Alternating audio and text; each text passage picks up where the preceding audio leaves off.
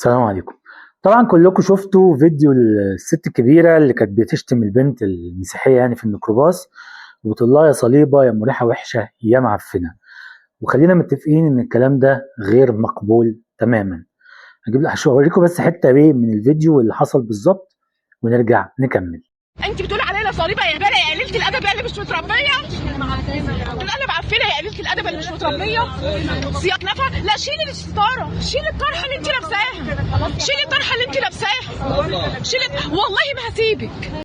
طبعا الاسلوب واسلوب الست طبعا اللي هو لا يليق ابدا بواحده اولا مسلمه، ثانيا واحده صايمه المفروض ان هي تحافظ على صيامها وما تغلطش في حد ايا كان دينه، مسلم مسيحي ملحد، ما ينفعش نغلط فيه. ولكن الناس يعني ايه غفلوا حته صغيره قوي، ان في واحده تانية قبلها بيومين وغالبا ما حدش شافها ولا مسلم ولا مسيحي، كانت بتقول على ريحه بق الصايمين حرفيا فسا.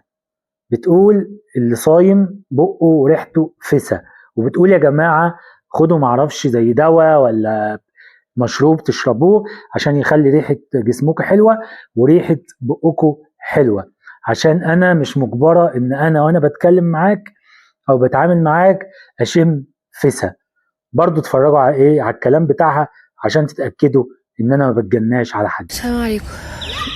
استخدموه يا جماعه، استخدموه في رمضان غير رمضان، هيخلي ريحه نفسكم ورد، هيخليه ريحه كده زي نعناع، زي الروائح اللي بنحب نشمها اصلا احنا كبشر، فخصوصا الناس الصايمه. يعني ما حدش يجي يقول لي يعني ريحه الفسا بتاعت الفم وهو مش يعني مش واكل ومش نظيف. الملائكه بتحب تشمها مسك وعنبر، او الملائكه بتشمها مسك وعنبر، الملائكه بتشمها مسك وعنبر، هي بتوصلني انا بجد ريحه فسا. فانت في زمن حديث في حاجات كتير قوي تخلي الريحه دي الغير مرغوب فيها لاي بشري يعني تتمحي تبقاش موجوده، فتستخدموها يا جماعه. زي ما انتم شفتوا كده الايه اسلوب كلامها اسلوب سخريه من الشعيره، اسلوب سخريه من ريحه بق الصايم اللي بحديث النبي صلى الله عليه وسلم بيقول ان هو اطيب عند ربنا من ريح المسك. تقول انا ماليش دعوه، هو عند الملائكه ريحته مسك، ريحته عنبر، ريحته مش عارفه ايه، بس هو ريحته عندي انا فسا. فدي واحده برضو بتسخر من الصيام او بتسخر من الصايمين وبتقول اصل ريحه بقكم كذا كذا كذا. ولما بعض الناس انتقدوها وقالوا لها ان الكلمه دي ما تنفعش، طلعت فيما بعد تقول يا جماعه انا اسفه على اني قلت الكلمه دي، بس برضو يعني انا مصره ان هي ريحه فسا. ويعني واحد مثلا بيعاشر زوجته ازاي هتقبل ايه الريحه دي؟ طبعا هي ما تعرفش حاجه عن الدين الاسلامي، ما تعرفش ان الصيام بيمنع معاشره الزوجين في نهار رمضان. دي حاجه.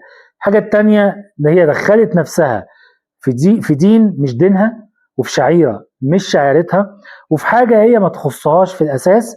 ماشي. وهي كانت ممكن لو الريحه هي مش طايقاها، اللي هي مش بايد الصايم بالمناسبه، وهي بتبقى نتيجه جفاف الحلق، عشان طبعا يعني واحد بقاله 16 ساعه صايم ويمكن اكتر، فلازم ريحه زي دي تطلع من بقه غصب عنه. ماشي.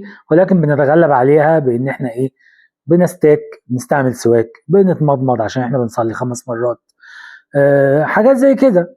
وهي تقدر ان هي تلبس كمامه تبعد وشها شويه. ما هو مش معقوله حضرتك يعني بتتواصلي مع الشخص الصايم يعني بتبقي لازقه بقك في بقه مثلا، يعني عشان كده بتشم الريحه بتاعت الصايم. فتقدري كنت ممكن ايه تلبسي كمامه وتسكتي.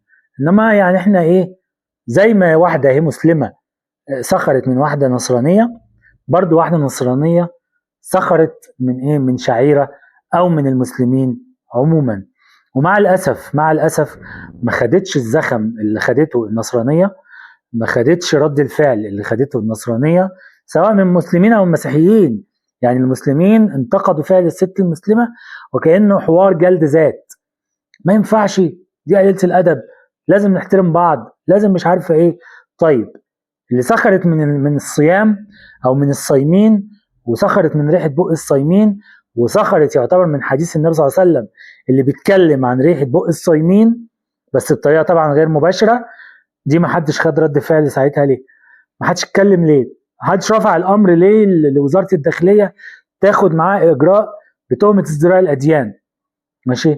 احنا لو جبنا مقطع او فيديو بنبين للناس تاريخ النصرانية نتحول لان احنا مزدري اديان، لكن الناس اللي بتزدري الدين الاسلامي صراحة محدش بيجي جنبهم، مسلم او مسيحي محدش بيتعامل معاهم. فانا يعني من الفيديو ده انا بس طالب حاجة واحدة بس، طالب من المسلمين تشيروا الفيديو، وقبل ما تشيروا الفيديو زي ما بتاخدوا الموقف ده مع المسلمة اللي اهانت واحدة مسيحية، والمسيحية ليها 100 حق مليون حق، ولكن برضو المسلمين من الأستاذة دي ليهم برضو مليون حق.